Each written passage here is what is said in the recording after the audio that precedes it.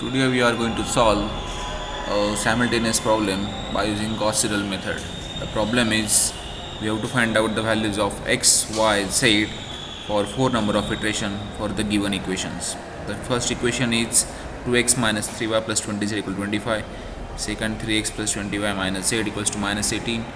20x plus y minus 2z equals to 17. So in that, first step is whenever we solve the problem by using Gauss-Seidel method, then we have to perform partial pivoting.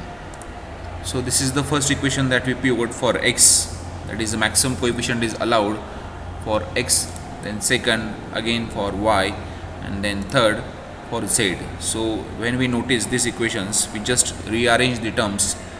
For x 20x, then for y again 20, and for z it's again 20. So next step is we have to find out the equations to solve the values for x, y, z.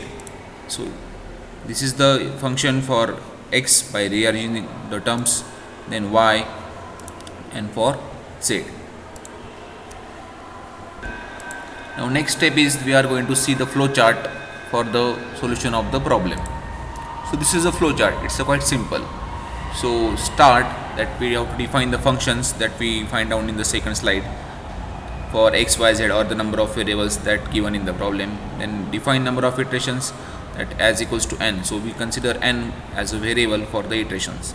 Then define x equals to 0, y equal to 0, z equal to 0. If the number of variables are more than 3, then we have to consider all the values equals to the 0. And for I is equals to 1 is to n. Because here the number of iterations are given, so we using the for loop. So for I is equals to 1 is to n. So this loops continues for the n number of times. So first x equal to 0 is a function of fx. Fx means the function of x, fy means the function of y, and fz means the function of z. So here x equals to fx of yz, it considers the value of y and z as equals to 0 and 0.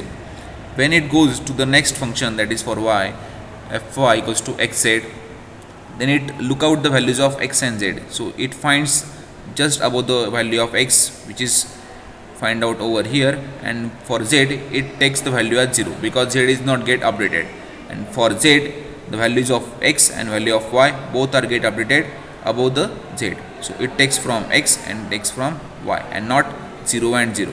So this is the Gauss-Seidel method. It update value in the its same iteration. So x, y, and z are updated over here.